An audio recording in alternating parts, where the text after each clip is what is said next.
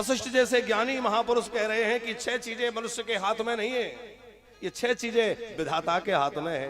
क्या क्या? हानि लाभ। जब हानि होती है तो ये समझो कि ये विधि का कुछ विधान ऐसा रहा होगा। हानि लाभ, जीवन मरण, जस अपजस। कभी कभी व्यक्ति बहुत अच्छा कार्य करता रहता है लेकिन कोई ऐसी चूक हो जाती है जिससे उसके जीवन में अपयश आ जाता है। कभी कभी व्यक्ति के लिए अनायास यश प्राप्त हो जाता है जिसके वो योग्य कदाचित ना हो, फिर भी यश का योग बन जाता है। तो यश और अपयश यह भी विधि के हाथ है। लेकिन कल हम लोग सुन रहे थे, श्री लक्ष्मण जी निषाद राज गोह को कह रहे थे कि काहू ना को सुख दुख कर दाता, और जो जस करहि सो तस फल चाखा। कोई किसी को सुख दुख देने वाला नहीं है, हम अपने कर्मों से सुखी होते हैं, अपने कर्मों से दुखी होते हैं। पर वशिष्ठ जी क्यों कह रहे हैं कि हान लाभ जीवन मरण जस अपजस विधि हाथ? कुछ विरोधाभास लग रहा है, लेकिन विरोधाभास है नहीं। कुछ चीजें विधाता के हाथ है। सुखी होना और दुखी होना ये हमारे अपने हाथ है। क्योंकि कई बार व्यक्ति बहुत संपत्ति प्राप्त करके भी सुखी नहीं होता, और कई बार व्यक्ति बड़े अभाव में भी बड़ा सुखी रह लेता है। कोई व्यक्ति काम करते करते खेत की मेड़ पर हाथ का तकिया लगा के सो जाता है बड़ी गहरी चैन की नींद में, और कोई व्यक्ति जो है एयर कंडीशन कमरे में भी करवटें बदलता रहता है, नींद की गोली खाकर भी नींद नहीं आती है। हान लाभ जीवन मरण ये तो भगवान के हाथ है, लेकिन हमें अपने कर्म को करना चाहिए। कर्म की प्रधानता मानसकार कहते हैं। श्रीमद् भगवद गीता में भी श्री कृष्ण कर्म की प्रधानता को कहते हैं। व्यक्ति को भाग्यवादी बनकर बैठना नहीं चाहिए। जो भाग्य में होगा सो मिल जाएगा, ऐसा कभी नहीं होगा कि हमारे को बिना कुछ किए ही मिल जाए, करना पड़ेगा। तो एक चौपाई और रामायण में है कि हुई सोई जो राम रचि राखा, और को कर कर तर्क बढ़ावई शाखा। जो तो कई आलसी लोग होते हैं वो इसी चौपाई को पकड़ के बैठ जाते हैं, बोले वही होगा जो भगवान को करना है, तो हम क्यों परेशान हो। लेकिन ऐसा मान के बैठने वालों के हाथ कुछ नहीं लगता। यदि आपको कुछ प्राप्त करना है तो पुरुषार्थ करना होगा।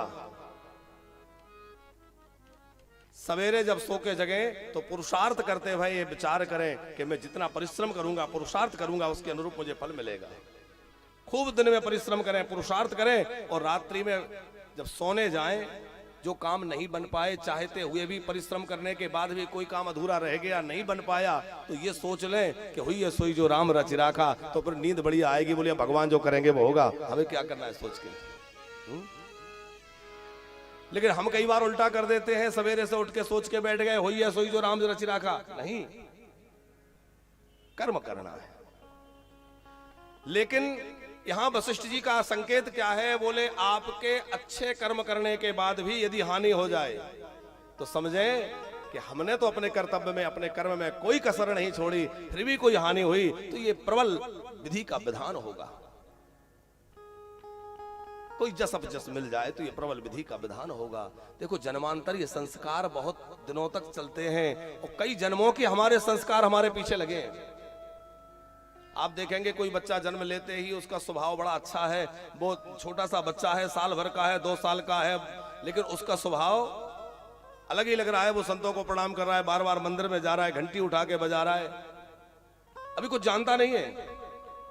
और कोई बच्चा ऐसा होता है सिखा सिखा के रह जाओ, उधर जाएगा ही नहीं। तो क्या है? ये पूर्व जन्म के संस्कार हैं, क्योंकि शरीर मरता है, मन नहीं मरता है। अच्छा, कभी आपने विचार किया कि मुक्ति किसकी होती है? श्रीमद् भागवत में माता देवहूति ने भगवान कपिल से पूछा कि मुक्ति किसकी है? मुक्ति शरीर की है कि मन की है या आत्मा की है? किसकी मुक्ति है? आत्मा की मुक्ति है कि शरीर की? तो कपिल भगवान बोले कि आत्मा तो बंधी ही नहीं है, तो उसकी मुक्ति कैसी? चेतन अमल सहज सुख राशि, आत्मा पर कोई बंधन है ही नहीं, तो जो बंधा नहीं है उसकी मुक्ति कैसी? और शरीर मुक्त हो ही नहीं सकता। क्यों? बोले शरीर जो है वो तो नासवान है, या तो भस्मी बन जाएगा या कीट पतंगे खा के उसको विष्ठा बना देंगे। तो ना शरीर की मुक्ति है ना आत्मा की मुक्ति है, पर मुक्ति किसकी है? बोले मुक्ति तो मन की होती है। मन यदि मुक्त हो गया तो जीवन से व्यक्ति मुक्त हो जाता है। ये मन के ही ऊपर जो वासनाओं की वृत्ति जन्मांतरी है, वही कई बार व्यक्ति के स्वभाव में आ जाती है और वही उसके लिए अच्छे रास्ते पर नहीं चलने देती। उसको सुधारने का साधन क्या है? सो सत्संग करें मन लाई, बस सत्संग करता रहे। सत्संग ही सबसे बड़ा साधन है। दूसरा साधन भगवान का नाम, भगवान का नाम जपता रहे। हानि लाभ जीवन मरण जस अब जस विधिहात, जो कुछ प्राप्त हो रहा है उसको भगवान का इच्छा मान करके करें, लेकिन अपने कर्तव्य में कमी ना करें। अच्छा, आप कहेंगे कि आप कर्म की बात कर रहे हैं, अब यहां एक बात कह के कथा के लिए आगे बढ़ाएंगे बाबूजी। सवेरे जब जगते हैं तो एक नियम है, आप लोगों में किसी किसी को पता होगा, बाकी पुरुष वर्ग में तो सब जानते होंगे। सवेरे कराग्र दर्शन करना चाहिए, हथेलियों का दर्शन। उठ के करते हैं कि नहीं आप लोग? सवेरे जगे तो अपनी हथेलियों को ऐसे रगड़ा, ऊपर ऐसे देखा तो कराग्रे बस्ते लक्ष्मी, कर मध्य सरस्वती, कर मूले स्थितो ब्रह्मा, प्रभाते कर दर्शन, श्लोक बोला जाता है। तो कराग्रे बस्ते लक्ष्मी, हाथ जो है ये कर्म का प्रतीक है। जो हाथ कर्म होता है हाथ से होता है। इस श्लोक का जो अर्थ है वो सामान्य अर्थ तो सब जानते हैं, पर विशेष अर्थ आचार्य बाबूजी ये है कि आपके हाथों में माने आपके कर्म में ही लक्ष्मी बसी है। यदि आप अच्छा कर्म करेंगे तो लक्ष्मी आपकी मुट्ठी में है, आपको चिंता करने की आवश्यकता नहीं है। सवेरे सवेरे ये दर्शाया जा रहा है कि लक्ष्मी आपके हाथों में है, आप परिश्रम करेंगे तो लक्ष्मी प्राप्त होगी। कर मध्य सरस्वती, आपके हाथ के मध्य में माने आपके कर्म के मध्य में सरस्वती है। यदि आप अच्छा परिश्रम करेंगे तो सरस्वती सहज प्राप्त होंगे, कृपा करेंगे। और मूल बात के कर मूले स्थितो ब्रह्मा। अच्छा, ब्रह्मा करके मूल में, कर माने कर्म, कर्म के मूल में ब्रह्मा है। ब्रह्मा माने भाग्य के विधाता। ब्रह्मा जी को भाग्य विधाता कहा जाता है, माने हम स्वयं ही अपने भाग्य विधाता है। यदि हमारा कर्म अच्छा होगा तो हमारा भाग्य अपने आप सुधर जाएगा, अपने आप हमारा भाग्य उज्जवल हो जाएगा। कर्म अच्छे करते चले, फिर भी कुछ काम ना बने, हम बहुत प्रयास कर रहे हैं, बहुत अच्छे काम कर रहे हैं, फिर भी कुछ बिगड़ जाए तो बहुत परेशान ना हो, डिप्रेशन में न चले जाएं, बल्कि ये सोचें कि हाँ न लाभ जीवन मरण जस अब जस विधिहात। अब ठाकुर जी को जो करना हो वो करें। श्री गुरुदेव की यह वाणी सुन करके और भरत जी बिलख पड़े, रो पड़े। गुरुदेव भी रो रहे हैं, बिलख कयो मुनिनाथ। वशिष्ठ जी रो रहे हैं, सब सभा की आंखें गीली हो गईं।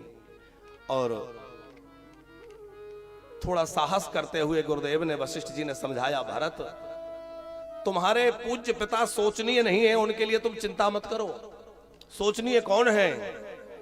कि सोचे बेप्र जो वेद न जाना, सोचे बेप्र जो वेद न जाना, वह ब्राह्मण सोचनीय है जिसे भगवत कृपा से देव दुर्लभ मानव देह प्राप्त होने के बाद ब्राह्मण कुल में जन्म मिल गया, और फिर भी वह वेद से रहित है, धर्म से विमुख है, वह सोचनीय है।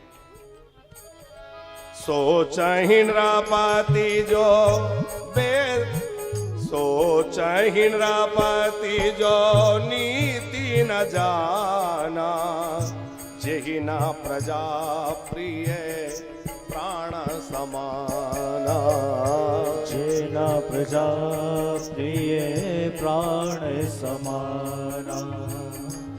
वह राजा सोचनीय है जो नीति नहीं जानता, और राजगद्दी पर बैठने की आसक्ति तो है लेकिन नीति का ज्ञान नहीं है, राज्य को नष्ट कर देगा, वह सोचनीय है।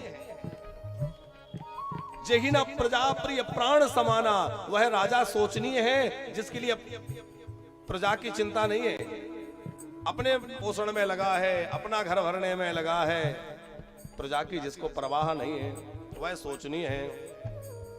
सोचहि शूद्र विप्र आवमानी, मुखर मान प्रिय ज्ञान गुमानी। मुखरे मान प्रिय ज्ञान गुमानी। सोचाय बाया सो कृपण धनवानो। सोचाय बाया सो कृपण धनवानो। जो ना अतिथि शिवो भगति सुजानो। जो नाथ ते शिव भगति सुजानो। वह वैसे सोचनीय है जो धनवान तो है लेकिन कृपण है। उदारता होना चाहिए। यदि धनवान होने के बाद भी हमारे जीवन में उदारता नहीं आई तो भगवान कहेंगे भाई इस बार इसको देने की गलती की, अगली बार नहीं करेंगे। जिसको भगवान ने दिया है वो उदारता पूर्वक दीनों की सेवा में, हीनों की जो जरूरतमंद हैं उनके सहयोग के लिए अपने हाथ सदैव ऊपर रखे, तत्पर रहे। सोचे वयसु कृपण धनवानो और जो न अतिथि शिव भगत सुजानो। वह वणिक, वह वैश्य सोचनीय है जो अतिथि का सत्कार नहीं करता, जो भगवान शंकर की आराधना नहीं करता। और वह सेवक सोचनीय है जो सेवा करते हुए भी अभिमान करता है, जो ज्ञान का गुमान करता है। सोचे पुनिपति वंचक नारी कुटिल कलह प्रिय इच्छाचारी। महाराज वशिष्ठ कह रहे, गुरुदेव वशिष्ठ कह रहे हैं वो स्त्री सोचनीय है जो पति को ठगती है। पति को ठगने का अर्थ आप समझ सकते हैं। जो पति वंचक है, जो कलह प्रिय है। इसलिए हम बार बार कहते हैं कि बहुत मीठा बोलिए। घर को घर बनाना ईंट पत्थर का काम नहीं है, घर को घर बनाना हमारी माताओं का काम है। वो घर को घर बनाना जानती हैं। ईंट पत्थर से मकान बनाया जा सकता है, महल बनाया जा सकता है, लेकिन घर जो है गृहिणीम गृह उच्यते, गृहिणी से घर बनता है। मधुर भाषणी हो, वह सदाचारणी हो। श्री वशिष्ठ जी कहते हैं हे भरत, महाराज दशरथ किसी प्रकार सोचनीय। स्टार्टिंग में मंगलाचरण में बहुत बढ़िया चल रहा था और अब डाउन हो जा रहा है। वशिष्ठ जी ने कहा कि अब तुम जल्दी से राजगद्दी स्वीकार कर लो, क्योंकि मरते मरते तुम्हारे पूज्य पिता की भी यही इच्छा थी, यही कैकेयी का वरदान था। अब जो है तुम राजगद्दी स्वीकार कर लो। तो भरतलाल जी मस्तक झुका के क्या बोले? देखो भरत जी की सील, भरत जी का विनय, भरत जी का भाव क्या है कि मोहि उपदेश दीन गोरोनी का, प्रजा सचिव सम्मत सब ही का। आपने जो उपदेश दिया ठीक है, लेकिन गुरुदेव मुझे क्षमा कर दीजिए, मैं आपके प्रत्येक आज्ञा का पालन करने वाला हूं, लेकिन आपकी इस आज्ञा का पालन मैं नहीं कर सकता। क्योंकि यदि मैं आपकी आज्ञा को मानकर राजगद्दी पर बैठ गया तो पृथ्वी रसातल में चली जाएगी, ये पृथ्वी बच नहीं पाएगी। तो गुरुजी ने कहा क्यों भरत? बड़े बड़े दुष्ट राजा बने, उनके बैठने से पृथ्वी रसातल में नहीं गई। बड़े बड़े अत्याचारी, पापी, अधर्मी इस पृथ्वी पर राज्य करके चले गए, उनके सिंहासन पर बैठने से पृथ्वी रसातल में नहीं गई। और तुम जैसा राम भाई और धर्मात्मा भरत राजा बने और पृथ्वी रसातल को चली जाए, कैसे? तो भरतलाल जी बोले उसका कारण ये है कि जो काम राक्षसों ने किया है वही काम यदि राम का भाई करने लगे तो पृथ्वी किसके सहारे रहेगी? बोले राम का भाई भी राक्षसों का काम करने लगा है तो पृथ्वी तो रसातल में चली ही जाएगी। आप मुझे ऐसी आज्ञा मत दीजिए। वशिष्ठ जी बार बार समझा रहे हैं भरत, अब यही तुम्हारे लिए उचित है, यही प्रजा के हित में है, यही सब अयोध्या वासियों के लिए उचित होगा कि तुम जल्दी से जल्दी राजगद्दी स्वीकार कर लो। श्री भरतलाल जी कह रहे हैं गुरुदेव आपको हो क्या गया है? मैं सोचता था भले ही सब कोई मेरे विपरीत बोले, लेकिन गुरुदेव तो मेरे प्रति हमेशा धर्म का उपदेश देंगे और गुरुजी कहेंगे नहीं नहीं भरत, तुम्हें राजा नहीं बनना चाहिए, ये धर्म नहीं है। पर लगता है कि होनहार इतनी प्रबल है कि आपकी बुद्धि भी, आप भी मुझे बार बार राजा बनने के लिए आग्रह कर रहे हैं, आज्ञा दे रहे हैं, ये ठीक नहीं है। कि ग्रह ग्रहीत पुनि बात सब, ते ही पुनि बीछी मार, ते ही पियायहि बारुणी, कहु काह उपचार। कोई ग्रह से पीड़ित हो, माने उसके ग्रह अनुकूल ना हो, प्रतिकूल ग्रह चल रहे हो, और उसको गठिया का रोग हो, उसको बिच्छू डंक मार ले और उसको आप पर शराब पिलाएं, तो कैसा उपचार है? बेचारा पहले ही तो इतनी समस्याओं से ग्रसित है, उसको शराब पिलाएं हैं? भरतलाल जी कह रहे हैं, मैं अपनी मां रूपी ग्रह से ग्रसित हूं, जिसकी कुबुद्धि के कारण आज यह दिन देखना पड़ रहा है, यह दुर्दिन अयोध्या के सामने आया। पर मैं राम ग्रह के गठिया दर्द से दुखी हूं, ते ही पुनि बीछी मार। उस पर भी बार बार कैकेयी के बाण जो वचन है वह मुझे बिच्छू के दंश के समान लगते हैं, और आप मुझे राजमद की मदरा पिलाना चाहते हैं। ये राजमद की मदरा मैं पीऊंगा, मदवाला हो जाऊंगा, और फिर मैं कैसे इस शासन को चला पाऊंगा? अच्छा, और राजमद पाकर के अच्छे अच्छों की बुद्धि खराब हो जाती है। राजमद जो है ये है ही ऐसा, नहीं को अस जनमा जगमाही, प्रभुता पाए जाए मद नाही। लेकिन भरतलाल जी के लिए राम जी कह रहे हैं, जब लक्ष्मण जी के मन में संशय हुआ, बाबूजी आगे कथा है कि लक्ष्मण जी के मन में संशय हुआ कि भरत राजा बनने के बाद लगता है हमें मारने के, युद्ध करने के लिए आ रहा है,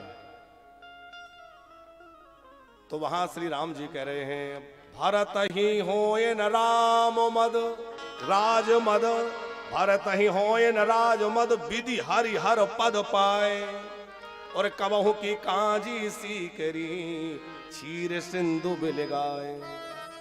कितनी गजब की उपमा गोस्वामी जी ने दी है।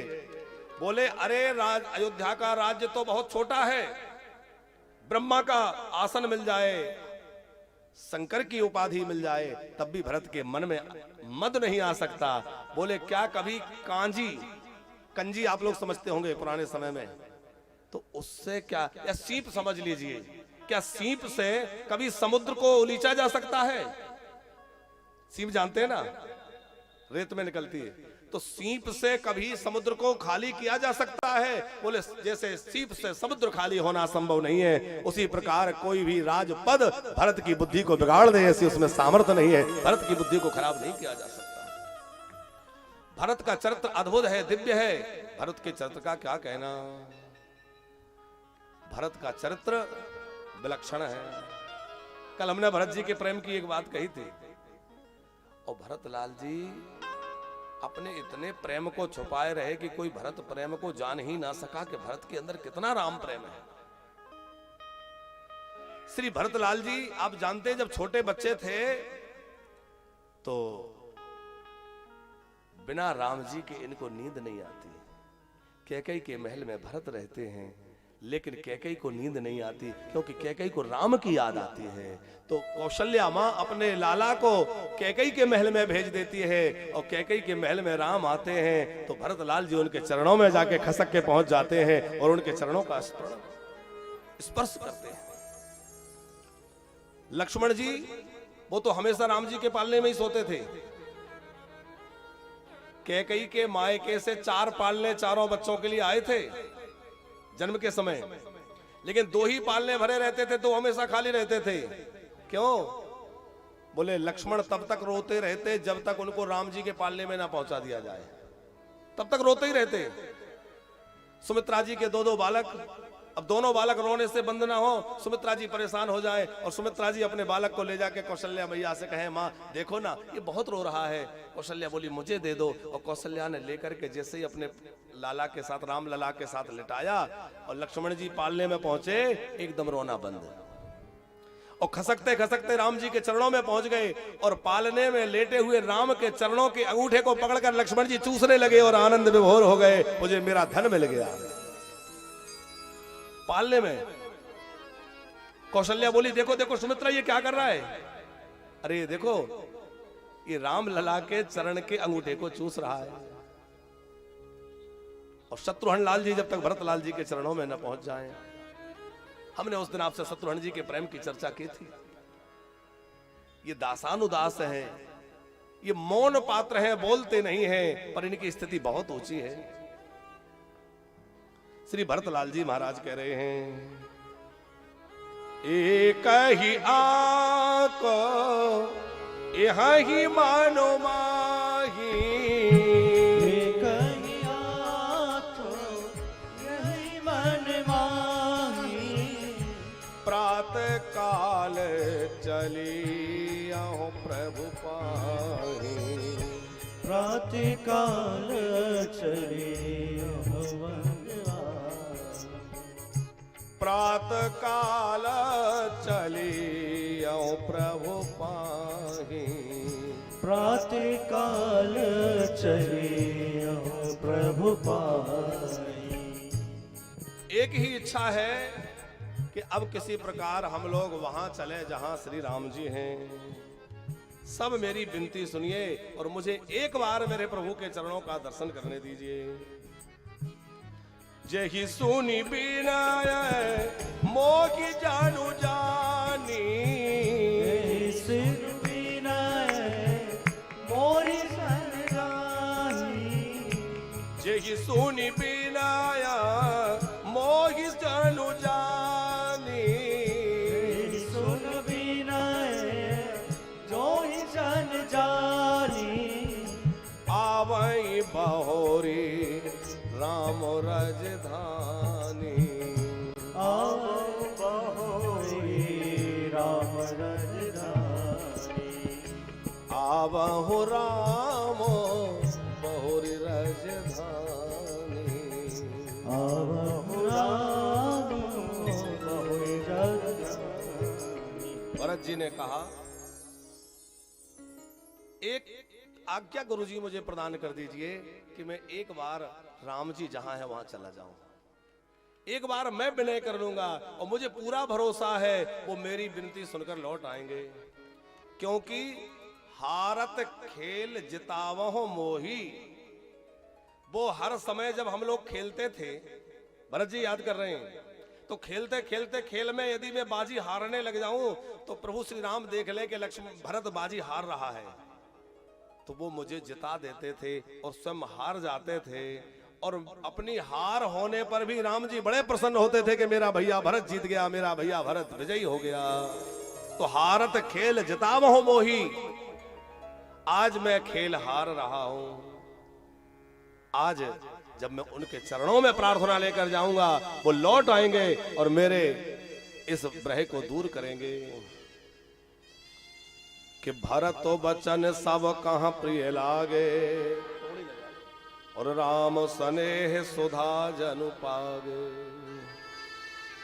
श्री भरतलाल जी के वचन सबको प्रिय लगे और सब जो है राम प्रेम में छके हुए हैं।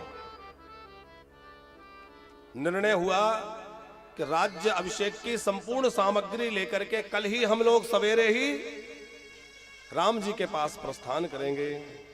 तो विश्वास पात्र सेवकों पर सुरक्षा का दायित्व सौंपकर श्री भरतलाल जी अपने समाज को लेकर, गुरुजनों को, माताओं को लेकर के और पैदल ही राम जी से मिलने के लिए चल दिए। अब जब चलने लगे तो माताओं ने समझाया, बेटा भरत, जहां तक राम रथ पर बैठकर गए हैं, कम से कम वहां तक तो रथ पर चढ़कर चलो, पैदल कब तक चलोगे?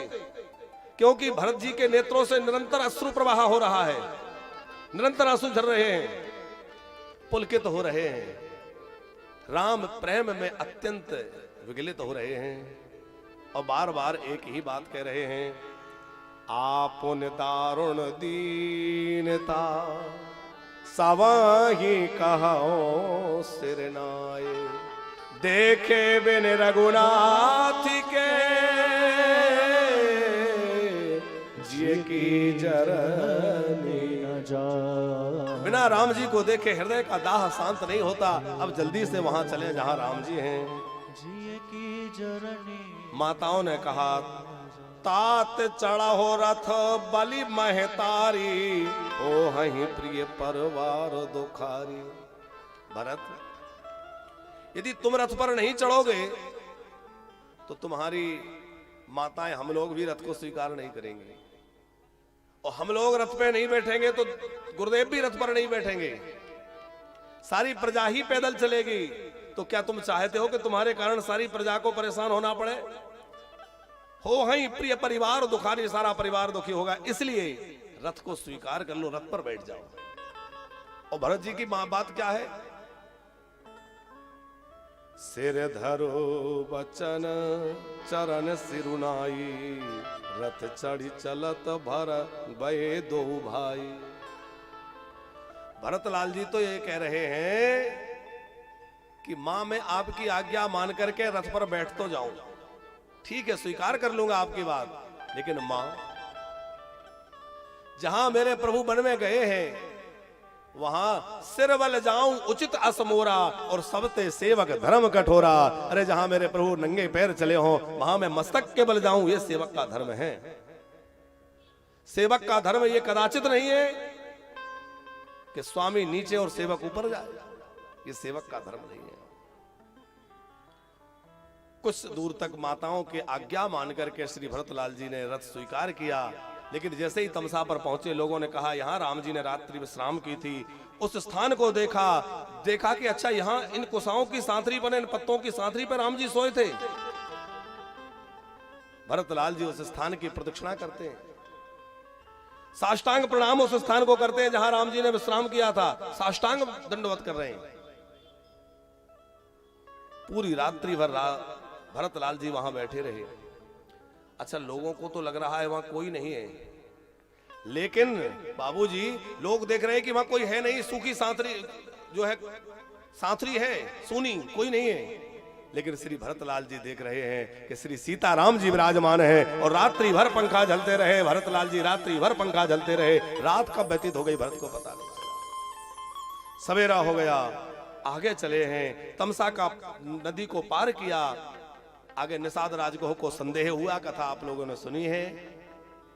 भरत के प्रेम की परीक्षा के लिए निषाद राजगोह आए, लेकिन जब भरतलाल जी को पता चला कि ये राम जी का मित्र है, राम जी ने इसको अपना मित्र बनाया, राम सखा है, ऐसा सुनकर श्री भरतलाल जी दौड़ पड़े और दौड़ करके निषाद राजगोह के चरणों में प्रणाम करना चाहा। निषाद राज ने हृदय से लगा लिया, आप सम्राट हैं, आप ये क्या कर रहे हैं, मेरे चरणों में प्रणाम कर रहे हैं। भरतलाल जी बोले मैं तो उन चरणों की रज हूं, मैं कुछ सम्राट नहीं हूं।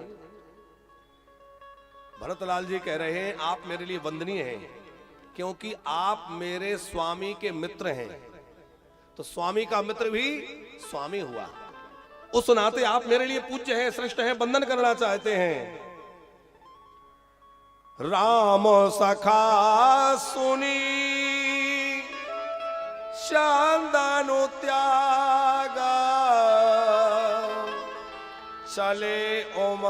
चले उतरी ओमगत अनुराग। भरतलाल जी आनंद में उमगते हुए निषाद राजगोह से मिले कि ये राम प्रेमी मिल गया। आनंद किस बात का? राम प्रेमी मिल गया। अरे गोस्वामी तुलसीदास जी ने तो यहां तक लिखा है कि तुलसी या के नाम से धोके निकसत राम, और ताके पग की पान ही और मेरे तन को चाम। जिसके मुंह से धोखे से भी राम नाम निकल जाए, उसके पैर की जूती मेरे चमड़े को उतार कर मेरे चमड़े से जूती बना के उसको पहना दिया जाए, क्योंकि उसके मुख से राम नाम निकला है। और भरत तो परम राम प्रेमी है, और भरत का राम प्रेम कि राम के मित्र से उनका अत्यंत अनुराग, इसलिए चले उतरी उमगत अनुरागा, अनुराग पूर्वक मिले। उसके बाद निषाद राजगोह ने वो स्थान दिखलाया जहां राम जी ने विश्राम किया है, बार बार उसकी प्रदक्षिणा करते हैं भरतलाल जी। आगे चले तीर्थराज प्रयाग में पहुंचे हैं, और कैसे भरत जी चल रहे हैं, अब रथ त्याग दिया तमसा के बाद, पैदल चल रहे हैं, तो चलते चलते पैरों में छाले पड़ गए। आचार्य जी, राम जी ने पृथ्वी से प्रार्थना की, हे वसुंधरे, हे मार्ग, तुम जो है बहुत कोमल हो जाना, क्योंकि मेरा प्रिय भाई भरत आ रहा है, तुम हे पृथ्वी देवी, हे वसुंधरे, कोमल हो जाओ। तो पृथ्वी ने पूछा, भगवान क्या आपका भाई इतना सुकुमार है कि वो मेरी कठोरता को सहन नहीं कर पाएगा? राम जी बोले, ऐसी बात नहीं कि वो बड़ा ज्यादा सुकुमार हो, बात ये है कि वो पृथ्वी की कठोरता को देख करके हृदय उसका अत्यंत दुखी हो जाएगा कि ऐसी कठोर भूमि पे मेरे प्रभु रंगे पैर चले, तो वो मेरे दुख का विचार करके दुखी हो जाएगा। इसलिए इतनी कोमल हो जाओ ताकि उसको लगे कि पृथ्वी तो कोमल है। जहां जहां भरत जी चलते हैं वहां वहां जो है मेघ छाया करते हुए चलते, भरत जी के ऊपर धूप नहीं आई। भरत जी के नीचे वाली जो भूमि है वह कोमल हो गई, लेकिन फिर भी मानसकार कहते हैं, झलका झलकत पायन कैसे, झलका झलका पायन कैसे, झलका झलकत पायन कैसे, झलका झलकत पायन कैसे, पंकज कोस ओस कण जैसे, पंकज कोस ओस कण जैसे, झलका झलकत पायन कैसे, झलका झलकत पायन कैसे। झलका माने होता है छाले, छाले पड़ जाते हैं ना, तो पैरों में छाले पड़ गए भरतलाल जी के। क्यों पड़ गए? बोले राम प्रेम में ऐसे उमगे हुए हैं कि उनको ये होश नहीं रहता कि पैर कहां रखना है, कभी यहां कभी वहां पैर पड़ रहा है। ऐसे चल रहे हैं मानो कोई शराबी, वो स्वामी जी ने उपमा दिए, मानो कोई नशा किए हुए हो और इन्होंने नशा कर रखा है। कौन सा? बोले राम प्रेम का वो पी रखा है, इसने राम प्रेम का प्याला पी रखा है। जाम पर जाम पीने से क्या फायदा, लोग पीते हैं उनके लिए कि जाम पर जाम पीने से क्या फायदा, शाम को पियोगे सुबह तक उतर जाएगी, और पीना है तो राम का प्रेम पियो, सारी उम्र नशे में गुजर जाएगी। वह राम प्रेम का प्याला भरतलाल पी रखे हैं, इसलिए उनकी गति बड़ी विचित्र है, कभी कहीं पैर रखते हैं और कहीं पड़ता है। और दूसरी बात इसलिए छाले पड़ गए कि राम के विरह में इतनी अग्नि उत्पन्न हृदय में हो गई कि पैरों में छाले आ गए, इनके पैर जलने लग गए।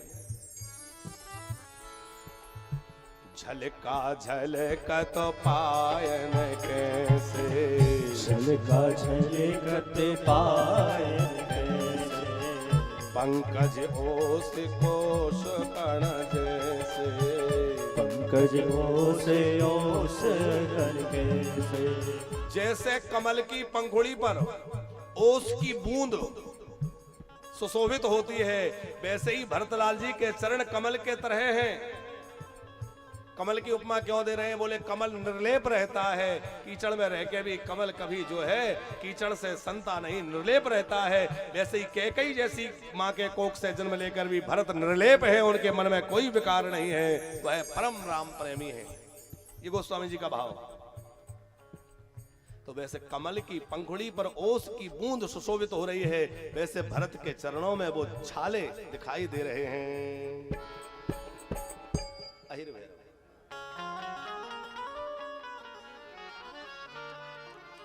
कि बसती कितनी दूर बसाली, दिल में बसने वालों। एक बहुत पुरानी गजल है, लेकिन वो देखो गीत भी यदि भगवान से जोड़ के गाओ तो वो भी भजन बन जाता है, और भजन भी संसार से जोड़ के जाओ तो वो भी संसार की बात है। तो किसी ने बहुत बढ़िया लिखा है कि रस्ते भर रो के पूछा, मेरे पाँव के छालों ने, रस्ते भर रो कर पूछा, मेरे पाँव के बसती कितनी दूर बसाली, दिल में बसने वालों ने, दिल में बसने वालों ने। और जीवन में सब कुछ मिला लेकिन एक वो ना मिला तो सब मिलना बेकार है।